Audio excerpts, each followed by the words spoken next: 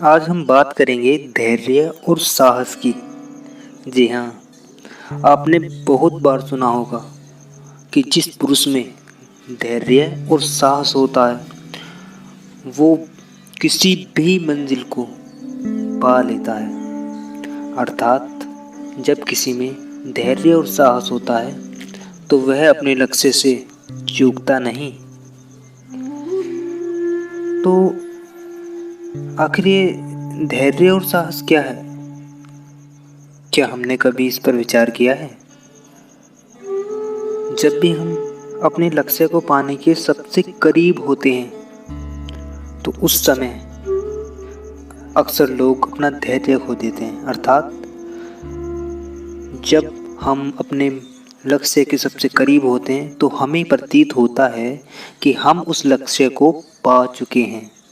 अर्थात हम अभी तक उस लक्ष्य को हम पा नहीं पाए हैं, किंतु हमें ऐसा लगता है कि हम उस लक्ष्य को पा चुके हैं और इसी कारण से हम और अधिक प्रयास नहीं करते उसे पाने का और परिणाम स्वरूप हमें वह लक्ष्य प्राप्त नहीं हो पाता।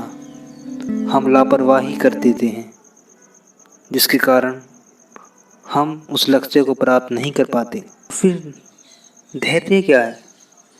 लक्ष्य की समीपता से बिना प्रभावित हुए अपने लक्ष्य को प्राप्त करना और निरंतर प्रयास करते रहना, चाहे हमारा लक्ष्य कितना भी हमारे समीप हो, हमें निरंतर प्रयास करते रहना चाहिए।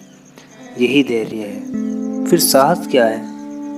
साहस जब भी हम अपने लक्ष्य को पाने के लिए प्रयास करते हैं तो उस समय हम ये सोचते हैं कि हम इस लक्ष्य को पाकर रहेंगे। हमें जो भी मार्ग मिलेगा उस तक पहुंचने का, हम उस मार्ग पर चलेंगे बिना रुके, बिना उस मार्ग को बदले। किंतु कुछ प्रभावित मार्ग आ जाते हैं जो हमें इतना प्रभावित करते हैं, इतना आकर्षित करते हैं, जिसके कारण से हमें लगता है कि हमारा लक्ष्य ही गलत है, हमने अपना लक्ष्य गलत चुना है। हम अक्सर लोगों की बातें सुनकर दूसरे मार्ग की ओर आकर्षित हो जाते हैं। फिर हम ना उस दूसरे वाले मार्ग की ओर जा पाते हैं और ना ही अपने लक्ष्य को पा पाते हैं और इसी कारण से हम अपने लक्ष्य को पाने में असमर्थ हो जाते हैं।